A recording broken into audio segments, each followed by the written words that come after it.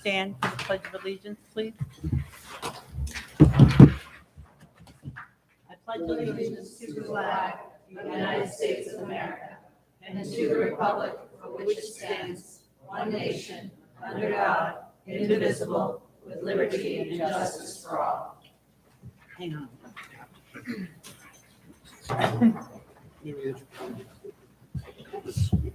Will you be my timer? Mary, will you be my timer? Yes. I don't think I got this in the right order. Okay.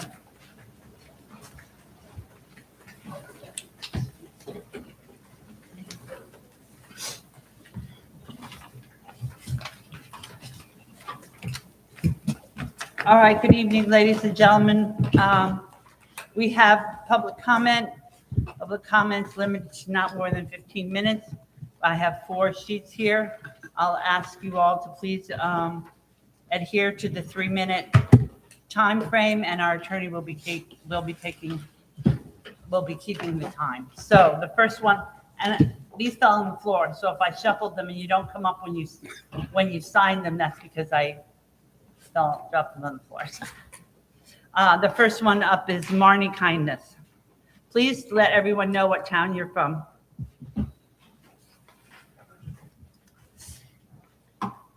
Is this on? Can you hear me? Mm-hmm. Thank you. Hi, I'm Marnie Kindness. Move it a little so you're not squishing it. Thank you. Thank you.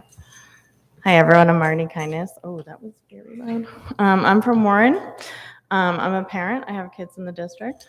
And while I know that it's not a topic on tonight's meeting, I do want to take this opportunity to speak to you before the vote on principal contracts. I'm asking you to please renew all of the principal contracts and that we trust Dr. Anna Riley. Specifically the contract for Mount Hope principal, Dr. Deborah DiBiase. After 2 years of pandemic challenges, the students and the teachers need stability. And I don't understand why it wouldn't be renewed, but this could be the absolute worst thing that we do for the high school and the district. Our kids need stability to get through after a really, really difficult 2 years of pandemic, and we're finally getting some ground. Our district has been in a state of transition, so keeping stability and continuity is extremely important. Deb has been working tirelessly to increase testing scores, and if you saw last week's newspaper, the increased testing scores for our SATs for our current juniors is up to 70% proficiency, which is a huge jump over previous years. Deb's working on school climate. Every single school district in the entire country right now is dealing with school climate. It's been a really rough few years. Deb's received grants, not to mention 2021 Principal of the Year. The students are in the newspapers every single week for all kinds of accomplishments, from DECA to sports to construction to Solve for Tomorrow. There are incredible things happening at these schools. And if there's something that isn't happening at the school, I would love for the committee and the superintendent's office to just come in and work with Deb. I think that this is a wonderful school with incredible teachers and students achieving so much with so little. And I really hope that you approve Dr. D's contract. Thank you. Thank you.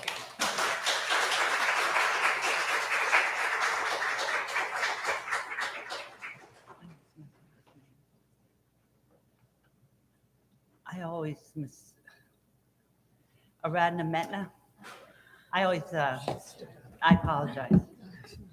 I've only known you for about 10 years and I still mess it up. That's okay. As soon as you had a pause, I knew it was my name.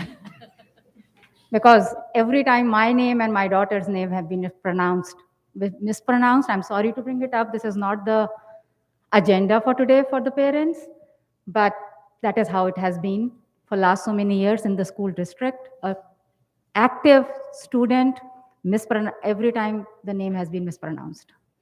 I'm sorry to hear that. So, good evening, everyone. And I think all my fellow parents are here to restate our request to the school committee members, and to our superintendent and everybody over here. I don't know where to begin the way Dr. DiBiase is. She's there for the teachers, she's there for the community, she's there for the parents, she's there for the students. More than that, we need that stability, not only for the students who are high achievers, she's such a support, a pillar of support for the students who are trying to do good with this pandemic, with a lot of other things. Some of us have helped delivering the food during the time of pandemic.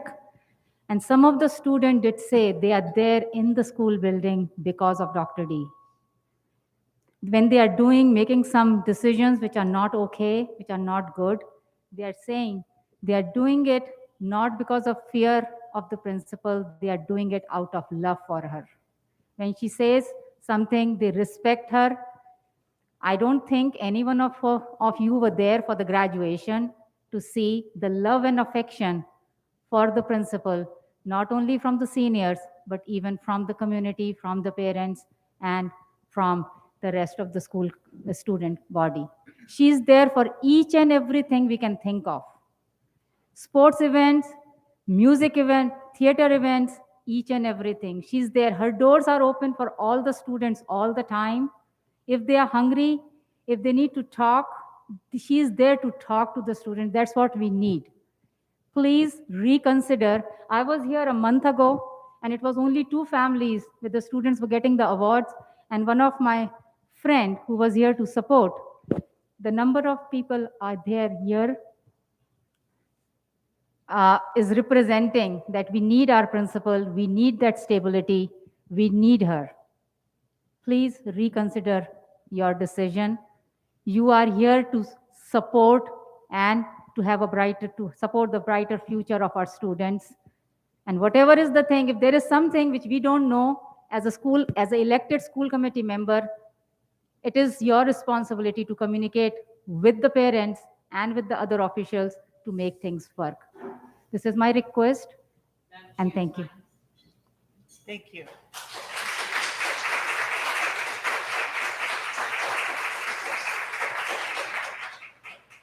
Nina Murphy.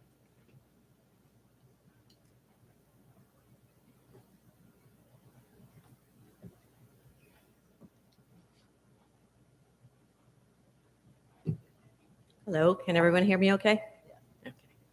Hello, my name is Nina Murphy. I'm a Bristol resident. My husband, Bart Ferris, who's here as well. He and I are parents of 2 children. Our son, Ryder Ferris, was class of 2019, and our daughter, Ren Ferris, is a proud member of the class of 2023, a rising senior, which is very melancholic, but I will try not to cry on that. Anyway, we are here in support of a 1-year renewal contract for Dr. DiBiase, principal of Mount Hope High School. And we have expressed, my husband and I, in emails to all the school committee and to the superintendent, examples illustrating our experience with Dr. D and why we are so supportive of her and her retaining her position. I want to thank that we got some acknowledgement of our emails from Ms. Reish, Ms. Bullard, Ms. Schofield, and Ms. Piper. So thank you for acknowledging our emails. We appreciate that. Last week, I had the opportunity with a group of parents to create and purchase some lawn signs in support of the 2021 Principal of the Year, Dr. DiBiase. Had we had more time, as we thought the contract was going to be voted on this evening, we would have ordered more signs. It was just, trying to distribute them. It's such a busy time of year.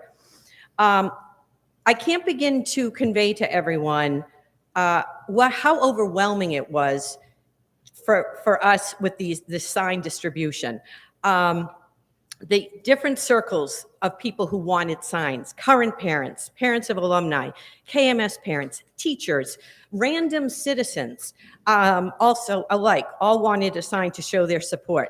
I actually had people crossing streets, waving me down. How can I get these signs? The impact that this one individual has had on our high school community is really astounding. There is a cascade effect of Dr. DiBiase. She has touched the lives of so many I feel she's like that skipping of a stone.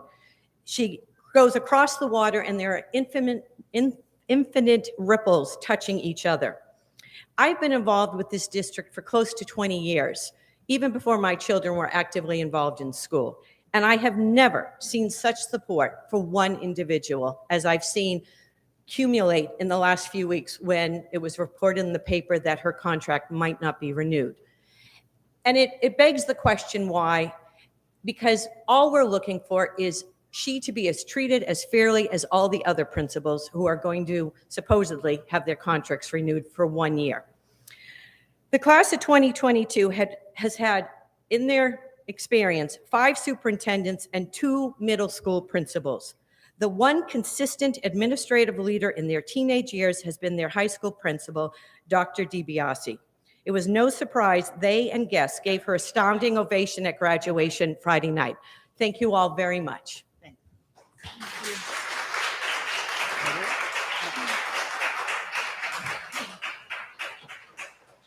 Heather Harley.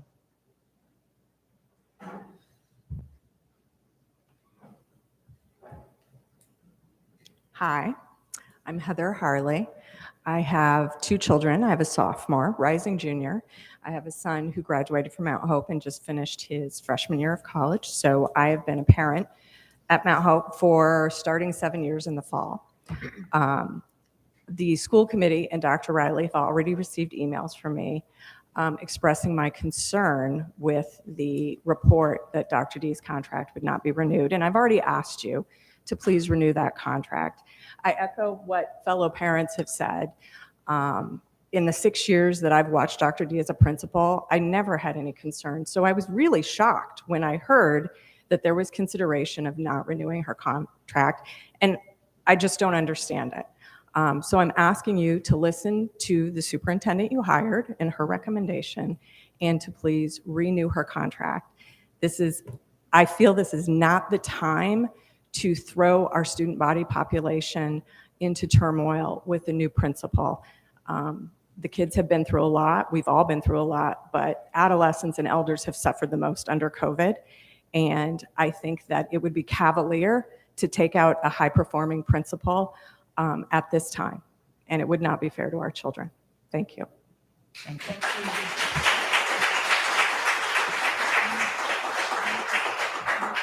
I need to make a few announcements for you. The next school committee meeting will be next Monday night at 7 o'clock here in the cafeteria. And there will be no school committee meetings in August except, in July, except for the possibility of subcommittee meetings. We are taking the month of July off.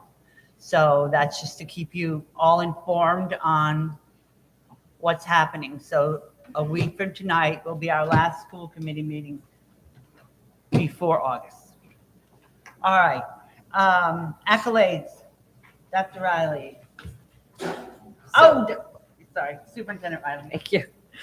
So I am happy to, we have these I'm going to come over here.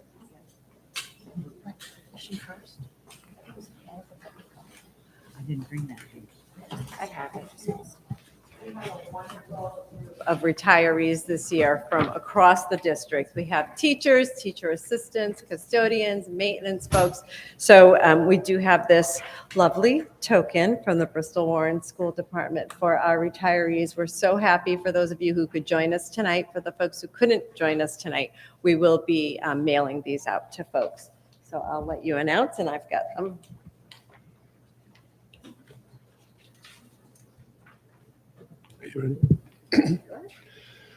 Joseph Bartosevich for 21 years.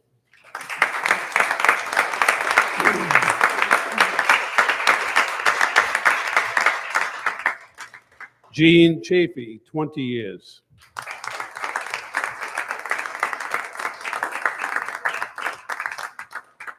Daria Champlin for 34 years.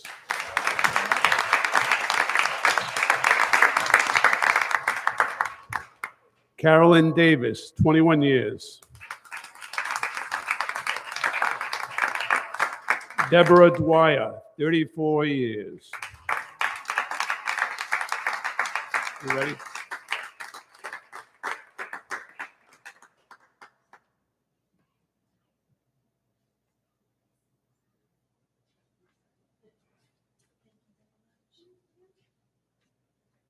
Good enough. Jane Glass for 32 years.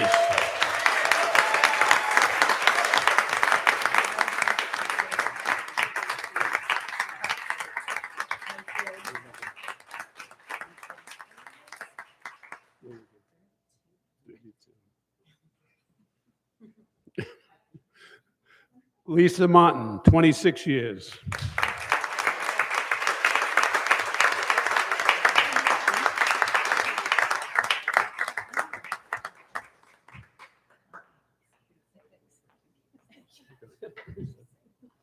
Congratulations, Lisa.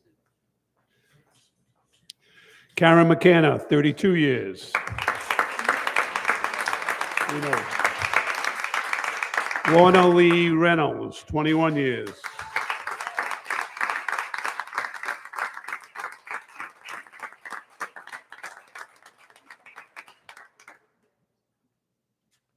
Ann Ritchie, 24 years.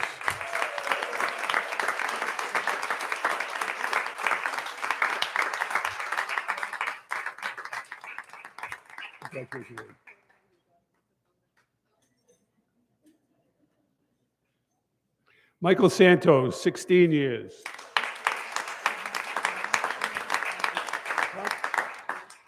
Miss Debbie? Debbie Lopes, 26 years.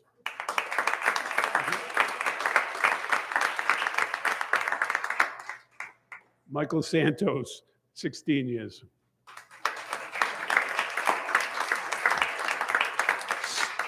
Stephanie Worth, 21 years. That's it. Congratulations to all of you and enjoy your retirement with our best wishes.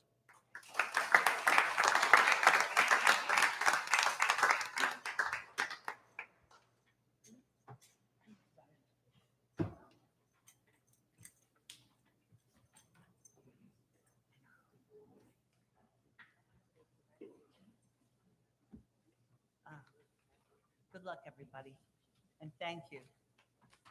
It's nice to see some old, not old faces, but some faces that I know. And we're going to miss you, so thank you. All right, our presentation tonight is on high-quality curriculum. Superintendent Riley, or Sure. So Dr. Santa is going to be presenting where we are in terms of reaching our goal to have all of our English and math K to 12, and then our science curriculum be highly qualified, in addition to an update on our professional learning. Thank you, Superintendent Riley, and congratulations to all of our retirees. Thank you so much for your service. We will miss you. So this evening, we're providing an update on our implementation of research-based curriculum. It's referred to as green curriculum, meaning that it's nationally vetted and professional development. And just as a reminder for those of you who are aware or not aware, that the Rhode Island Department of Education has required that school districts in Rhode Island adopt a new curriculum in ELA, mathematics, and science is on the horizon as well. And they define high-quality curriculum as curriculum that is aligned to the depth and the rigor of the state standards, that it offers critical content information to teachers and research-based approaches to instruction, and provides lessons and resources to support the diverse learning needs of students. So the criteria that we've looked at gives us a lens for looking at curriculum. In ELA, we know that instruction must be explicit and sequential, especially in phonics and foundational skills. In mathematics, it's much the same, that there is a research-based progression for learning that must be followed, as well as the use of appropriate tools and models. So that's the criteria that were used by the state and by our district in adopting curriculum. And here's an update of where we are in the process. So in English Language Arts, we're excited about the implementation of our new curriculum in grades K through 8 that began this year. High school will begin implementation next year of a high-quality curriculum. This will provide a cohesive approach K through 12 to teaching and learning across all of our schools. We're optimistic about the initial impact of the new curriculum. We're looking at our assessment results from the beginning of the year to the end of the year, and we are already seeing growth, so we are very excited about that. We know that it's going to take some time for the program to be fully implemented. Usually 3 to 5 years is when you see the full impact of a program, but the initial results are very promising. In mathematics, we already had a high-quality curriculum in place in grades K through 5, but we'll continue to go deeper and using the data and making sure that we're fully utilizing all components of the program. In grades 7 through 12, at the beginning of the school year, we adopted a program called Illustrative Mathematics. It's used by several other districts in Rhode Island, and it's a unique program in that it presents students with a problem or scenario, and the mathematics learning is embedded within that. We know, however, that mandating the use of a curriculum does not guarantee strong implementation, or it does not guarantee increased achievement. This requires ongoing in-depth professional learning for our teachers and our principals in order to implement the program appropriately. So next, we'll take a look at the professional learning that has been in place that's been very successful and what we have planned for the upcoming school year. And I want to pause for a moment and acknowledge Mary Cabral, who is in the audience. Mary, could you just give a quick wave?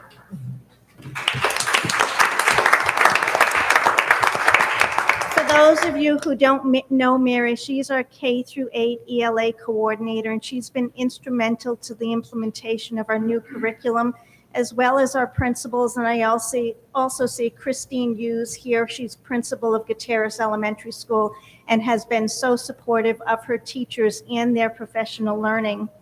So a quick look at what is high quality professional learning. It's not one-stop shopping. It's not go to one conference and suddenly you know everything.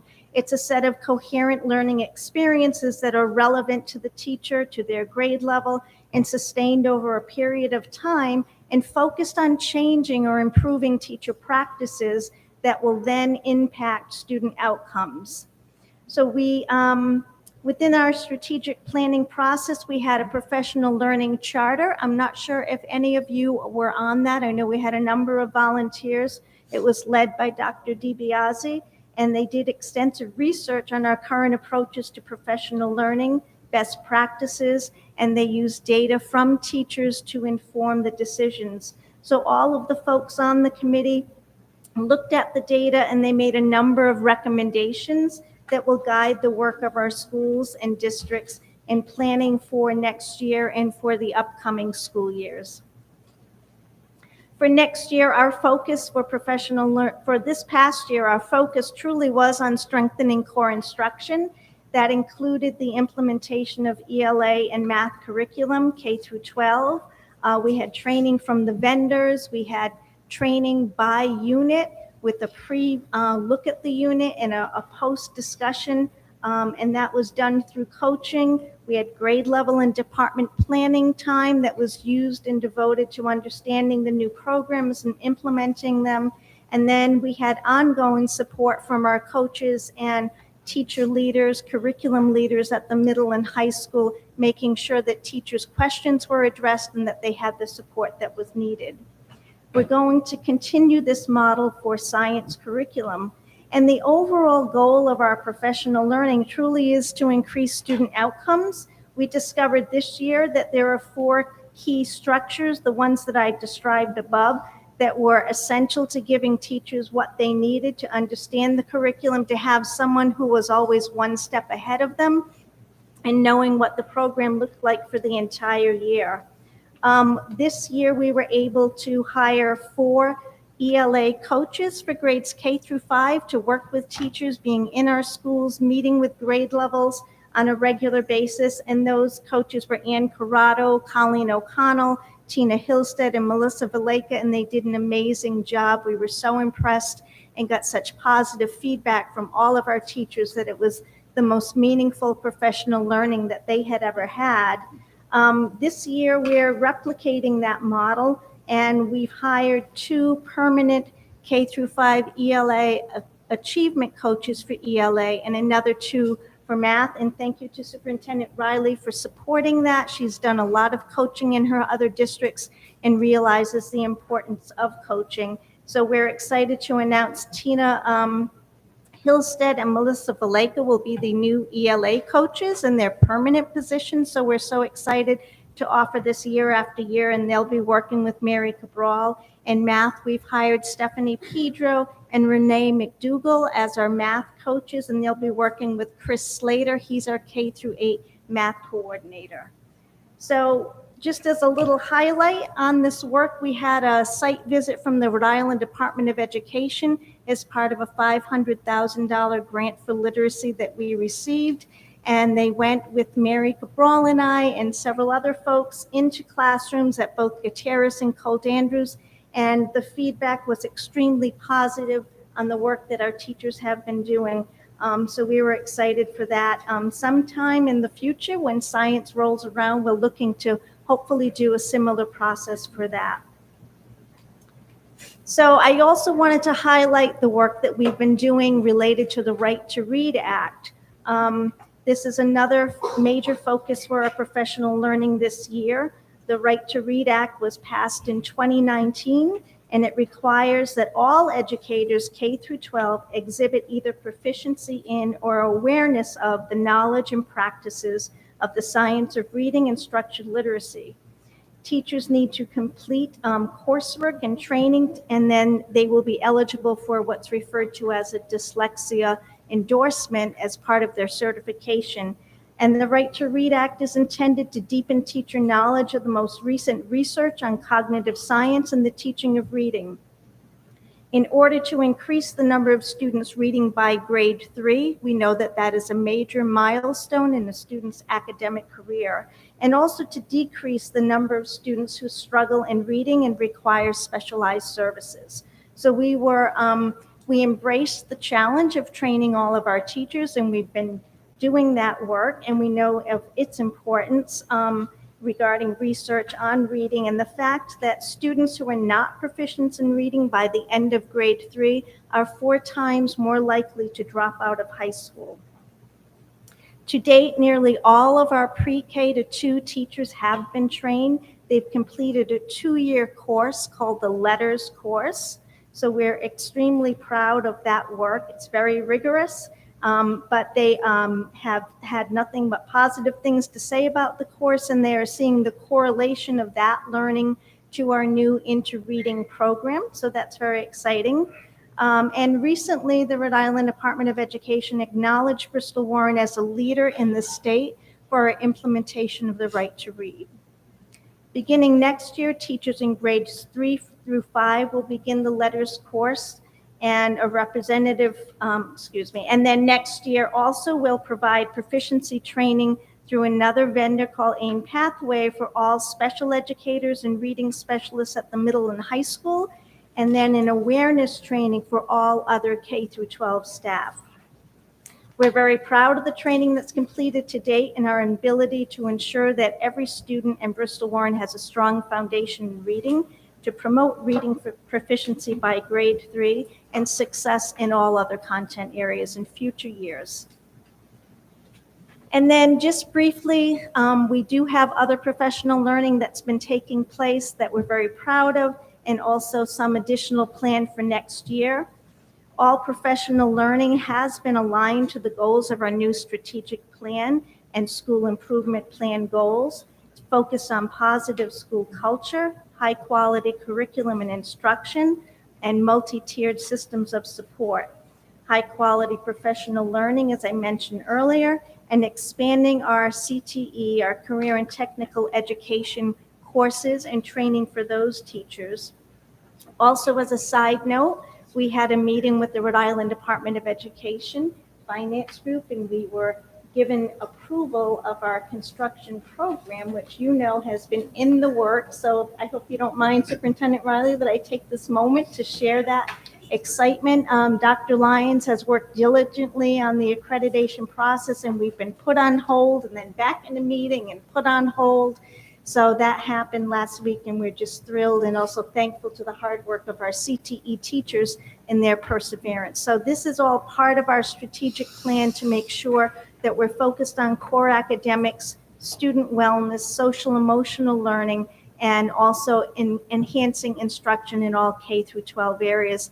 For next year, we have just a few new things. We have an ESL certification course that 9 teachers are involved with.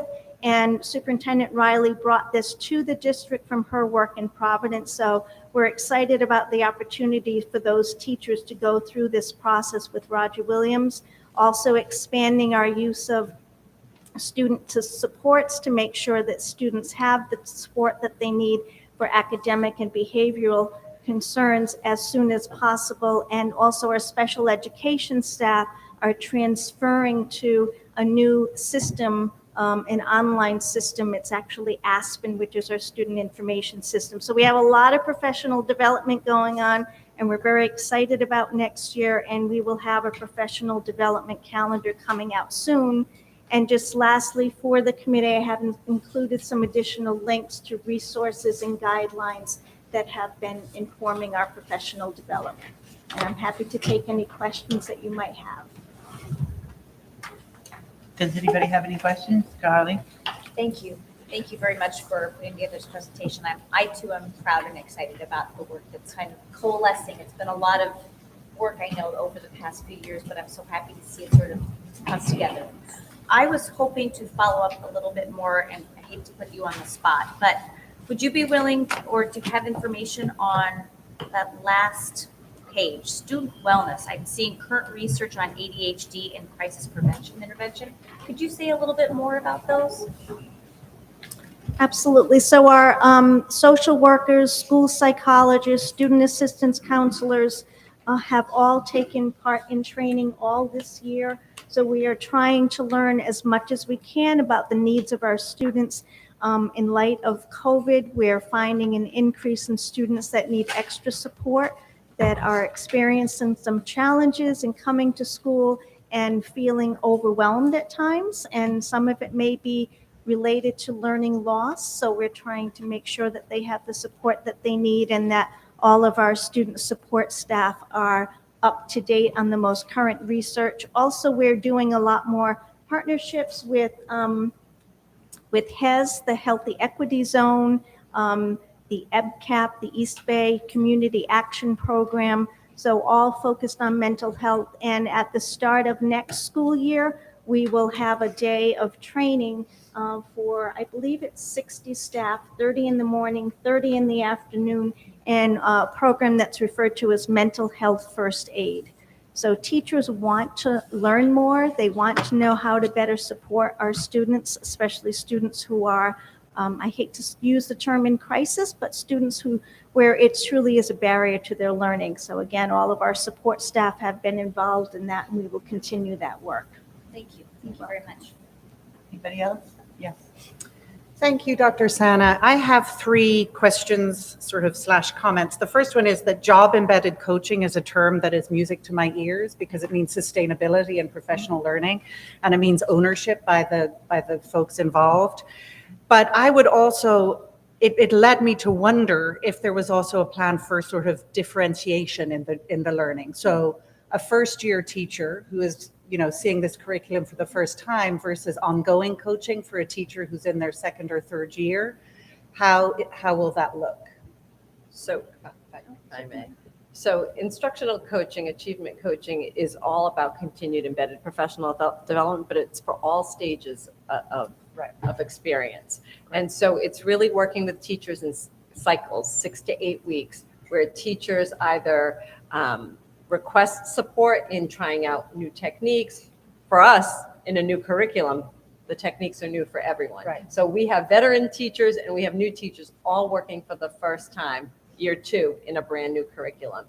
So the coaches will be looking for trends where support is necessary, but also building relationships with staff and improving staff, meeting staff where they are. So if you're a veteran teacher, you might need a different kind of support, but we can always all get better. We're all constant in a stage of learning. And so the idea behind coaching is that we are always providing continuous support for all staff. So you're right, it'll look different depending on whether it's a first-year teacher or a veteran teacher, but the goal is to create a cycle in which the teacher and the coach together choose what they're going to work on and progress on.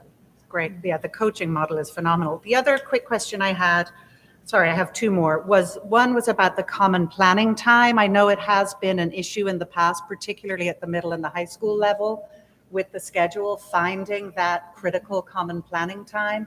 And I wasn't sure if some changes had been able to be made to allow that to happen more regularly for those educators. So the way we schedule the high school does allow for departments, or at least teachers who teach the same thing, to try to have their planning block at the same time. As you know, we're going to be working on a new schedule for the high school. That will be an item of priority because we don't get everyone together when we can. We tried to get folks who teach the same courses at least to have the common planning. And the other piece that we tried to build into the schedule this year, both at middle and at high school, is wherever we're creating co-teaching opportunities, a regular educator and a special educator, that they have planning time at the same time so they can plan together for their lessons. So it is definitely still a work in progress. I know the middle school has done some shifting in their teams so that they can try to get some better scheduling in place. And as I said, this year I worked with the high school team on their scheduling. We were able to get most content folks who teach the same matter together for their planning time, but it needs improvement. And hopefully when we start looking at new schedules, we can find a better way to get folks together. That's great. And my final thing is just a comment. I love, obviously, that another area of professional learning is in student wellness, but I would urge us to also remember that we need to include staff wellness. And I know it's difficult because there's so few PD hours built into the schedule, but I just think that if we can spend any time focusing on staff wellness, that trickles down very logically into the classroom and how we engage with our kids. So I'm sad it's not on there yet. Thank you. Thank you. Anybody here? I just have a quick follow-up to Nikki's question. I was going to also ask about the common planning time. So thank you for answering that already, but is that happening currently at every level? Or is it? No, it's definitely not. It's a Okay, work so in progress. because I know it is happening to some degree in the high school. Yep. And I think you said tonight the middle school. The So idea elementary is actually where we struggle the most, but we did work with the elementary principals over last week, and we have some more time together to try to work out a way that we can at least let grade level teachers have time together, but also finding some time built in for time with the principals so they can look at data and look at things that are happening kind of across the grade level. But it is tricky, especially in some of our smaller schools where we only have 2 of every grade level. It's hard to try to make sure that we can provide them with their prep time, but also then add some common planning time. So in there. is So it's actually this- hardest at the elementary than it is at the others. That's what I had thought. So is that the goal? Yes. That's why it is here, Yeah. because we are trying Yeah. to It's start important for teachers to making have time for time that next together. year. to I plan. agree. Yeah. And we also want them to plan for students that way. So really a lot of the goal around the teacher evaluation system is not to just set individual class goals, but to set grade level goals. So if we're going to set grade level goals, then we want teachers to be able to work together and Right. collaborate and help to strengthen each other's work. Thanks. Thank you very much. Thanks, Dr. Santa. Thanks, Superintendent Riley. That's what's going to be happening this fall, and it looks pretty good. All right, moving on. The next thing is the consent agenda. I need a motion So moved. and a second. Second. All in favor? Aye. Opposed? The ayes have it. There is something in the consent agenda that I believe Superintendent Riley would like to talk about. Yes, and she was unable to join us this evening, but I am very excited that we have a Director of Student Support Services. We have hired Dr. Lisa Caldwell. She is an experienced special education director, and she will be able to start with us in early August.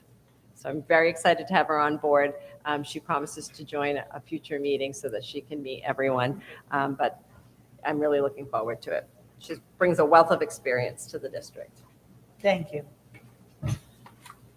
All right, action.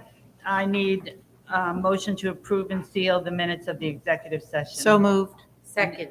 Discussion. Hearing none, all in favor? Aye. Opposed? The ayes have it. The updated school calendar. So as I promised someone on the committee, we would work at how we could move that one orientation day. We were able to do it. So I thank you for the authority to move that day. I just wanted to do it publicly so parents would know the first day of school for students will be August 30th. The first day for teachers will be August 29th. So the staff gets to roll over one more day. New teachers will still have their orientation on the prior week. That will be on the 23rd. And you'll see on this calendar that the optional mental health first aid, the professional learning that Dr. Santa just mentioned, was slotted for the 24th, but we've actually been talking to the team who's going to provide that. We may have to move that to the 22nd. So when I send this out to staff, just as an update for staff, I'm going to remove that date and we will send it out when we have the official day for that. That is a voluntary professional development, the mental health first aid. We're actually going to start by offering it to high school teachers. This training also meets the requirements of the Nathan Bruno Act. And so we want to target our high school teachers first and then move down to the middle school and elementary. So we will be able to do, it looks like about 60 staff that day. But we are also training some of our own staff to be trainers in the mental health first aid training. And then we will be, yes, and one of those folks is in the audience with us tonight. So we are doing the training and then we'll be able to provide that for the rest of our staff. And this calendar will go on the website, correct? Yep, the calendar will go up on the website. I no longer have a secretary. She'll be on official maternity leave as of tomorrow. So I will do my best to get this on the website tomorrow. Maybe, thank you, Mrs. O'Connor will help me. But we will also have the school send it out to parents so that all of our parents have the updated calendar. So we'll make sure it goes out on all of the listservs for each of the schools. Yeah, we discovered how rough it was last week not to have. Yes, not to have Secretary. any assistance. Sarah, you had a question? Okay. Just a curiosity question, because course. I started getting, and I know that we have some senior parents here. What is the tentative graduation date? It cannot be before the 170th day. That much I can tell you. So it could be either the 2nd or the 9th. I'll have to follow up with the high school to find out. But I will see if we can tag that on there prior to sending it out to high school parents. Thanks. Anybody else? All right. Next on the agenda, approval of policy FF, naming of school district facilities for a second reading as recommended by the Policy and Curriculum Subcommittee. What? No, we don't have to vote. Yep, so moved. Second? Discussion? Yeah, I have some discussion. I really don't believe anything should be named after anyone at all in any building or any grounds. I'm against it. I just think that what happens is a person dies and we name something after them. For example, one of the examples I have is we all know that it's T.F. Green Airport, but really no one knows who it's named after. And I will tell you, it was a senator many years ago. It was one of the older senators. But other than that, they honored him. Many people, the Dietz Field was named after a certain person, and many people here don't even know what that is. But I mean, that's my issue. I just don't think we should, just because a person happens to be at the right place at the right time, and we name the thing after him. I will vote against naming anything after any person. Thank you. I would just like to say that we don't have the option of not naming. If the town wishes to name a building, the town can do so without any input from us. So that's why when you go to Hugh Cole, you'll see the Mary B. Quirk Pavilion and the Mayo Pavilion. The towns have the right to do that. So whatever. Just wanted to put that out there. Yes. I just wanted to let the public know that as far as I remember, there weren't any changes between the first and the second reading. No. Okay. And that this just provides us with a framework and some guidelines for naming and also timeline. Thank you. I just have a quick question. I'm sorry I didn't catch this before, and I'm not even catching anything necessarily, so I'm sorry I worded it like that. But under number 1, where it says the superintendent will appoint an ad hoc committee of up to 3 members to consider the request, I just wasn't sure if that meant school committee members, members of the community, like what is that? So it would depend on what they were naming. So for example, we just had a very small ad hoc committee for the naming of a tree dedication and a bench at a terrace for a former teacher who passed away. That was just the principal, someone from the family, and someone from central office. Something bigger, if there was something that we were going to name, something larger, a wing or something that you might want a bigger committee with some school committee representation, some town representation. So I guess it depends on the scope of what we're looking at. If we're just talking about a memorial bench or a plaque, like that's just a small ad hoc group of the school usually where it's based. We have to have the town's arbor. I say arbor master. I know that's not it because harbor master is stuck in my head. But whoever's in charge of that department is always a part of that conversation because we can only plant particular trees in particular places. So we have a little process in place for who's appropriate for the committee depending on what's going to be named and what's going to be donated. Okay? All in favor? Aye. Opposed? Nay. D is being removed from the agenda. It will appear in next week's agenda. E is the approval of school property disposal as recommended by the superintendent. So moved. Second. Discussion. Hearing none, all in favor? Aye. Opposed? The ayes have it. Letter G is being removed from the agenda as well. So we will end on letter F, which is approval of the 2022 to 2027 Bristol Warren Regional School District Strategic Plan. So I need a motion So moved. and a second. Second. And discussion. Yes. I'm so excited that we wrap this up. It's been a labor of love and spent time in many different leadership hands. And I feel like we got a lot of wonderful and important community feedback and really took the time to listen to all of our stakeholders. So I'm very proud of the work that's been done around the strategic plan. Thank you. Anybody else? It was a pleasure to join Superintendent Riley at the 2 town council meetings. They were happy. They were. Made me happy. Made you happy. It was a good thing. So, all in favor? Aye. Opposed? The ayes have it. We did it. Yes. There will be some printed copies when Kate comes back from maternity leave.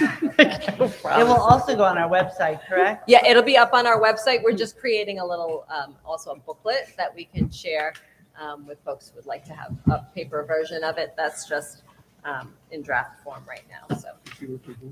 Can Kate work from home? You think Kate will be busy? She will be working from home. Yeah. All right. Motion to adjourn. Thank you. Second. All in favor? Aye. Aye. Opposed? The ayes have it. Thank you very much, ladies and Thank you. gentlemen. See you next